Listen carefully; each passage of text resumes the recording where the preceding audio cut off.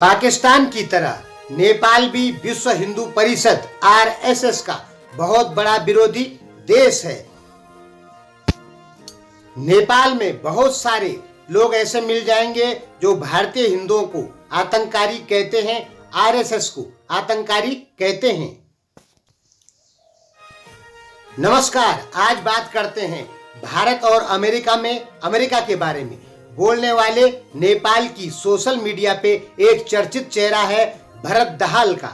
उनके बारे में बात करते हैं क्योंकि उन्होंने कल की एक वीडियो में कहा कि अयोध्या नाम की कोई जगह भारत में नहीं है।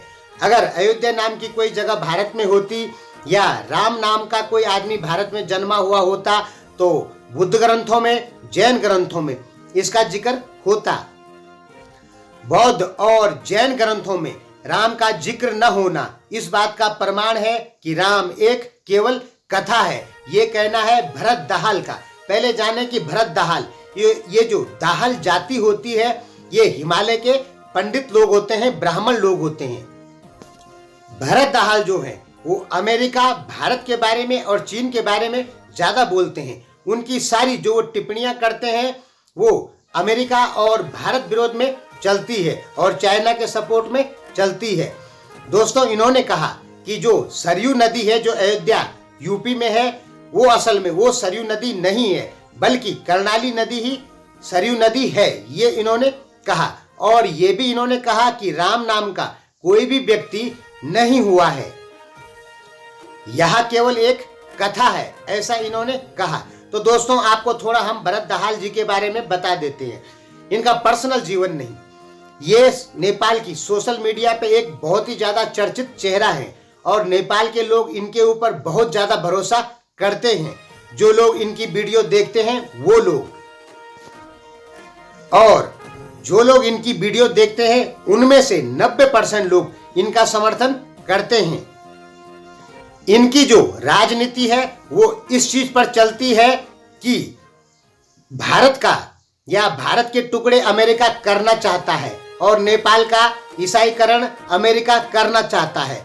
इनके जो आप वीडियो देखेंगे उससे आपको यही लगेगा कि अमेरिका भारत के टुकड़े करना चाहता है और नेपाल का ईसाईकरण करना चाहता है। यदि आप इनकी वीडियो सभी सुनेंगे तो आपको केवल यही पता लगेगा।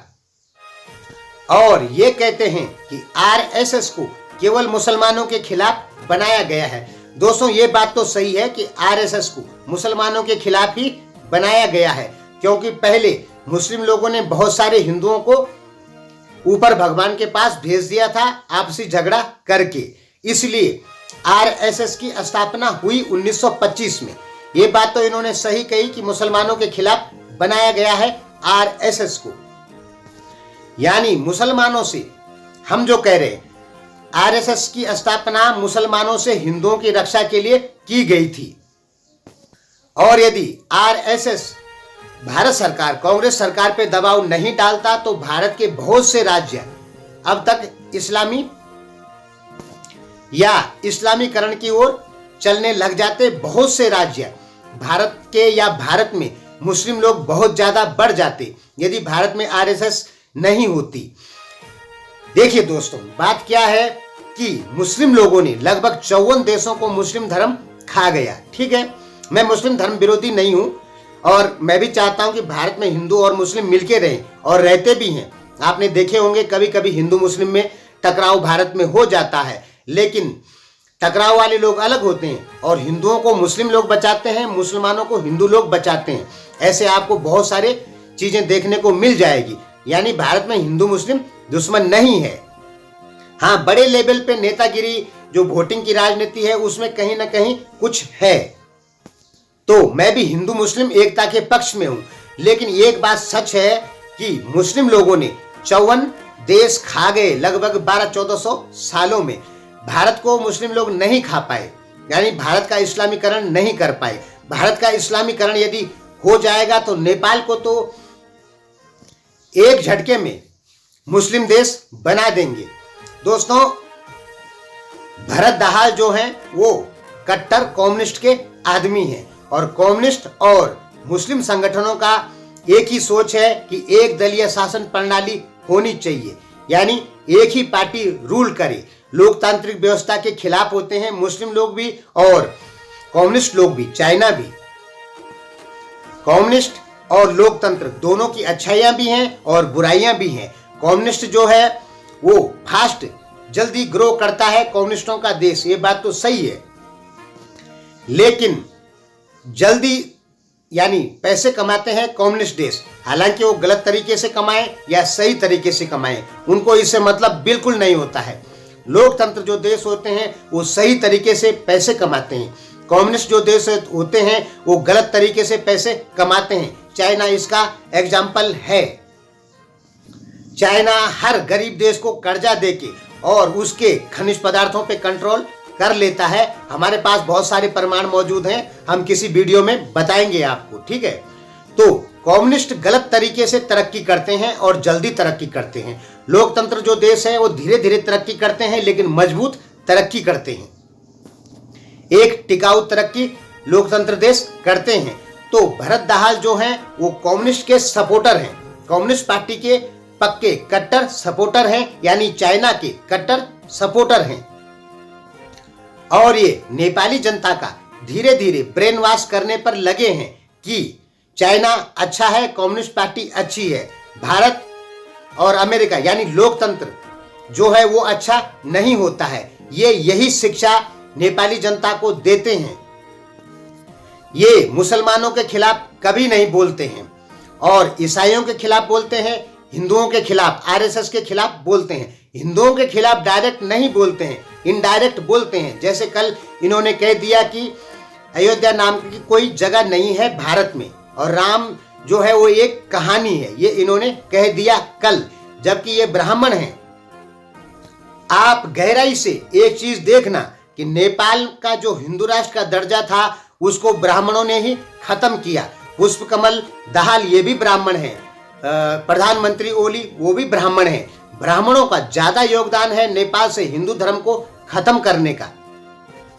अब आप इन्हीं भरत दाहाल को देख लीजिए, ये लोकतांत्रिक व्यवस्था में भरोसा नहीं करते हैं, कम्युनिस्ट व्यवस्था में भरोसा करते हैं। दोस्तों, आपको एक ही चीज का पता होना चाहिए कि मुस्लिम लोग भी एक दलीय शासन प्रणाली चाहते हैं और कम्युनिस्ट लोग भी एक दलीय शासन प्रणाली चाहते हैं। और एक दलीय शासन प्रणाली में न्याय कभी भी जनता के साथ नहीं होता है। निर्दोष आदमियों को ज्यादा से ज्यादा सजाएं मिलती है कम्युनिस्ट देशों में।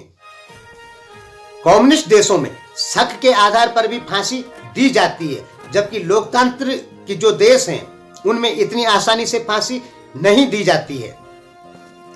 तो हालांकि लोकतांत्रिक देशों में अपराधी छूट जाते हैं, लेकिन कम्युनिस्ट देशों में जो अपराधी नहीं है उसको भी सजा हो जाती है।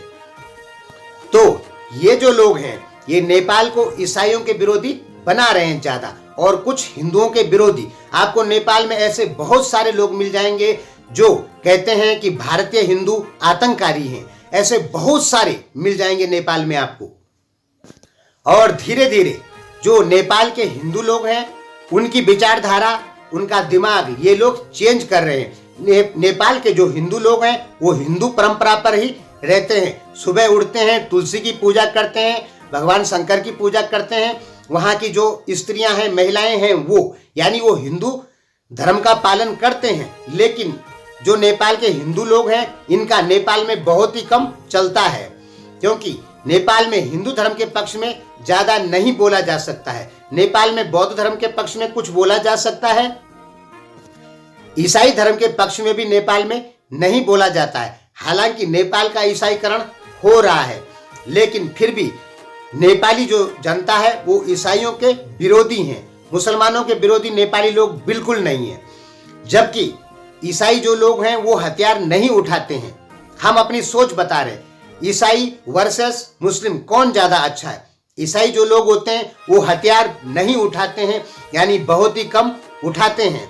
आपको बहुत ही कम घटनाएं ऐसी मिलेगी जहां ईसाई लोगों ने किसी आतंककारी घटना को अंजाम दिया है, लेकिन आपको मुस्लिम लोग ऐसे बहुत ज्यादा मिल जाएंगे जिन्होंने बहुत ज्यादा आतंककारी घटनाओं को अंजाम दिया है। पूरे अरब में आप देख सकते हैं, एक से एक मुस्लिम संगठन बने हुए हैं।